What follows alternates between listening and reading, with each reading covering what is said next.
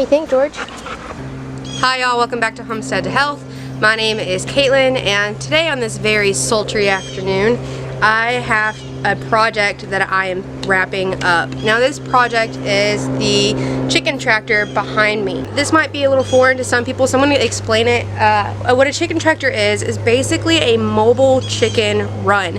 This is where you can keep your chickens safe. This is where you can feed them and house them, but the very cool thing about it is that you can pick it up and move it so that they always have access to fresh grass. So I have made one of these before, a smaller version, that I put a graded bottom on, and that's to keep my rabbits. It's going to be a rabbit tractor, and the reason that has a bottom on it is so that they don't dig out from it. But the chicken tractor does not have that. Well, at least this big one won't. So the reason that I decided to build a second chicken tractor was actually for a chicken tractor. My first tractor being for the rabbits in the long haul.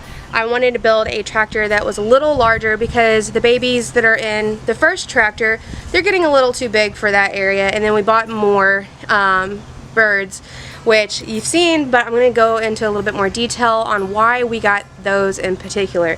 So I am roughly following the instructions of Living Traditions. They're an awesome YouTube channel. They're really great at teaching, and I've learned a lot through them. And so whenever they put up their chicken tractor, I was really surprised that it was basically right there in person what I had already visualized doing in my mind. And so based on their really clear instructions, I was able to get a better idea on what I wanted to do whenever I was building my first chicken tractor, and then when I went on to build this one. So right now you're joining me at the point where we have already basically built the frame.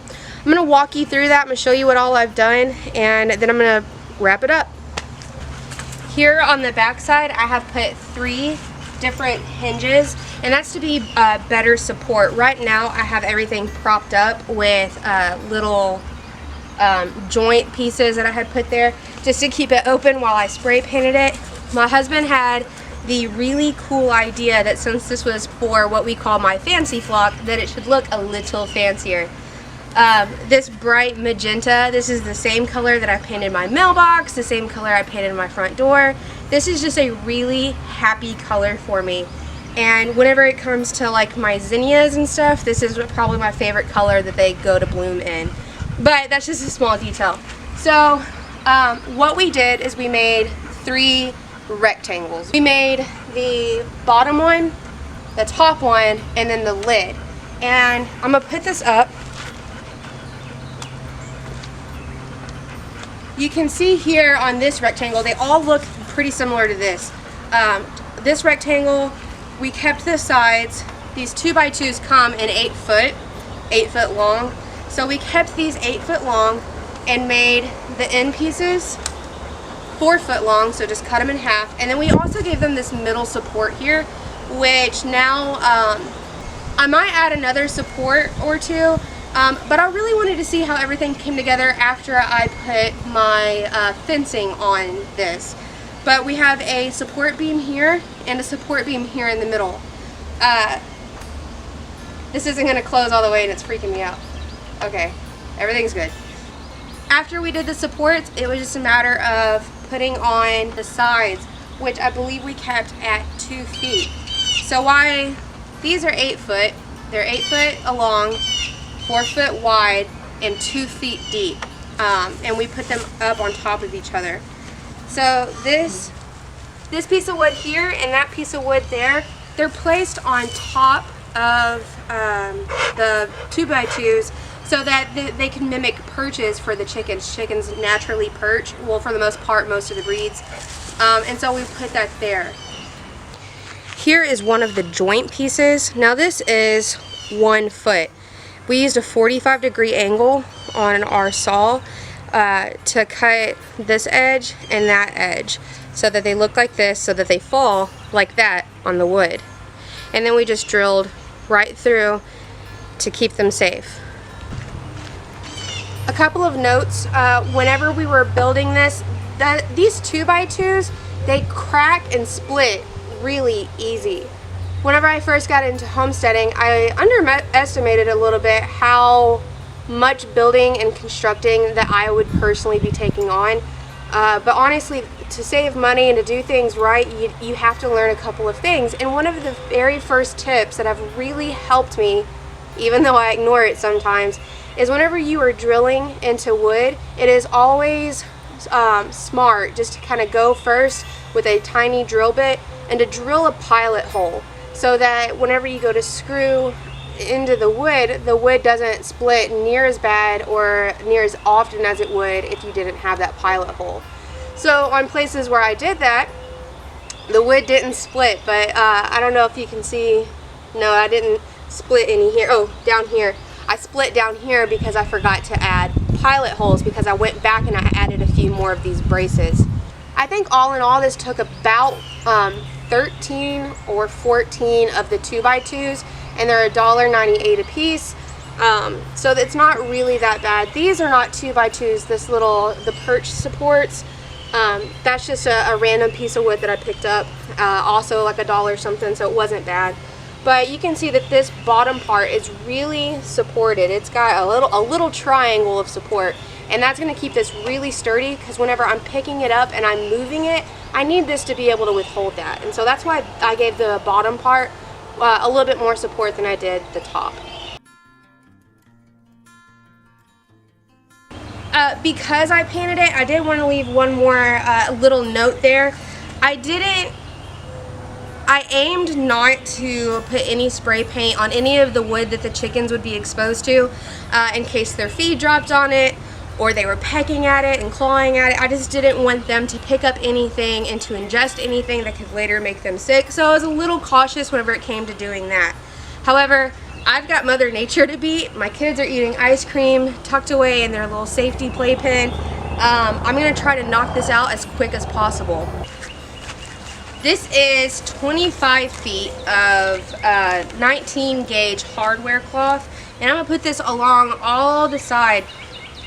And the reason I chose this gauge and this type of fencing is because chicken wire keeps chickens in, but it lets predators in as well. A raccoon can snap chicken wire just like that. I've seen my own rabbits chew through chicken wire.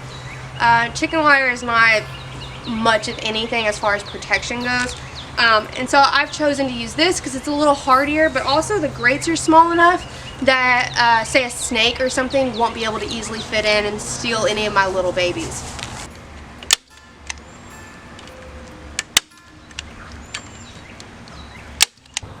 So I don't know about y'all's daddies, but my daddy always used to say that they knew a person that was always a day late and a dollar short. And that's me. I'm that person. So the storm passed by, so I should have just a little bit more light here in a second. But let me just tell you what I'm working with. I ran out of hardware cloth right here. Luckily I have some just on the other side of my house that I salvaged whenever we took down the old chicken run to make the bigger chicken coop. So I've got some material laying around. I'll be able to fill this in, no problem. However, whenever I said I had 2-foot hardwire cloth, I probably should have thought better about that, because the sides are 2 feet. 2 feet and about 2 inches actually. So I am a little short. You can see there's some movement here. Honestly, I'm not too messed up about it. I know what I'll probably end up doing, because it's not necessarily a Caitlin project without zip ties. I love my zip ties. I've got a pretty healthy stash of them. You can see I already put one to test how it would do, and I think it's going to hold up great. So I'm stapling everywhere that I can staple, and then I'll just go back through with zip ties and secure it more. Zip ties are a very valid stocking stuffer in my house. I love zip ties, but I'm going to buckle down and get the rest done.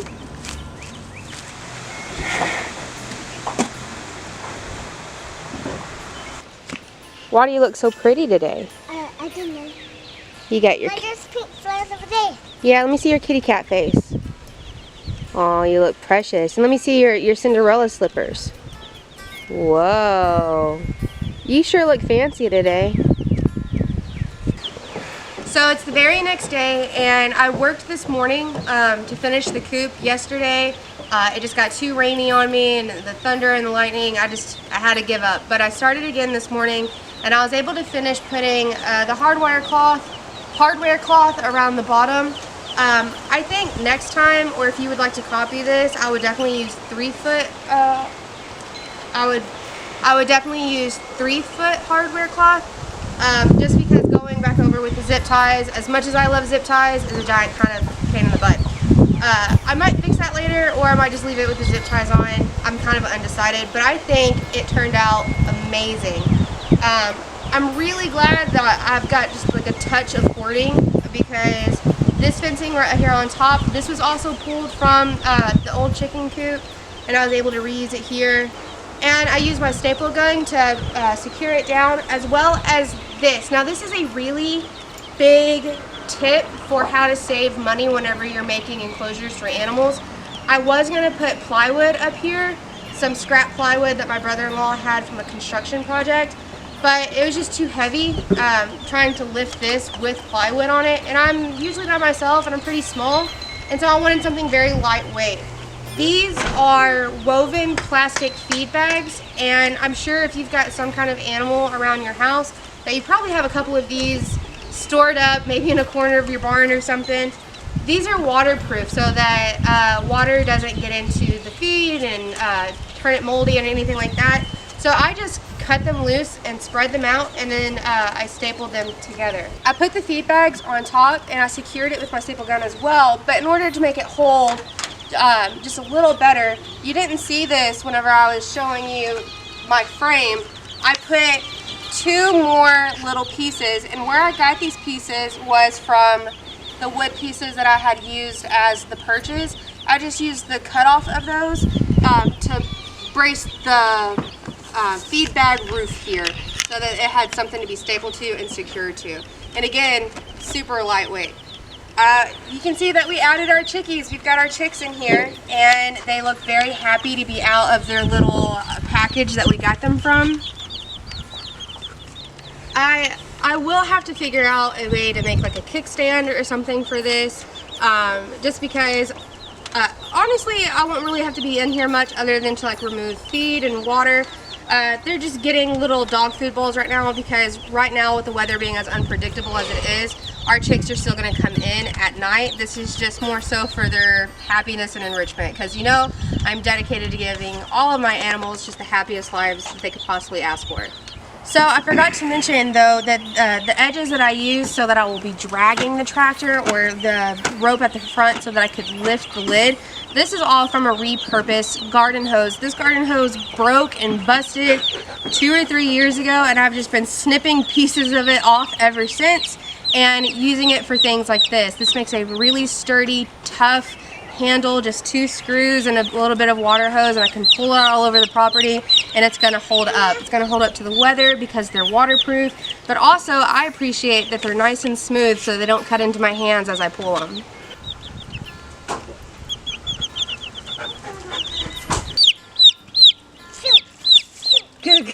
I was actually editing this vlog whenever I realized that I didn't end it. I didn't close out the video. But before I did so, I wanted to make a couple of mentions about why we chose the chicks that we have now. A couple of videos ago, I mentioned that we were raising the Cornish cross. We really weren't having a good experience with them. The relationship that we were having with this breed just wasn't working out. We did end up processing them. We haven't eaten the meat yet, but I did process everything, so the meat is in the freezer that we will use for later, and I was able to use the carcasses in the stock pot to make broth for later as well. So they've been fully processed. They're gone, obviously, and whenever we were coming to the end of our relationship, I reached out to our local groups and I said, what else do you like? What else is there that grows a little slower, that can last until it can raise its own eggs, and that's just a better experience altogether. And this person, this breeder who I had worked with before to get my blue laced red Wyandotte chicks, she reached out to me and she said, hey, this is the kind of chicken that we raise. Are you interested in buying some chicks? I just so happened to hatch them out this week. And so it was just kind of serendipity. It worked really well. And so we went earlier this week to pick up these chicks, and then today the tractor was put together so that we have a nice new apartment to live in. actually just collected them. They're back inside. They're sitting on my dining room table, warm and safe from the weather, and so I just wanted to tell y'all a little bit about these birds. Now, their breed is called American Bress. And the reason it's called American Bress is because just like champagne isn't technically champagne unless it comes from, is it called champagne? Is it Champagne, Italy or Champagne, France? It doesn't matter. Either way, it's very specific or regionally specific. And so the Bress chicken actually comes from Bress, France. Any other variation has to have a modifier in front of it. And so our modifier being American Bress. But the Bress chicken is said to be the most delicious bird out there to eat. Highly appealing, but also they're really good egg layers. They're really good at ongoing brooding and hatching out their own eggs. And they only take about a month longer than the Cornish cross. We're really excited to see how they turn out, how it is to raise them. So far, what I have found about them, just as a couple of chicks, is that they're really chill.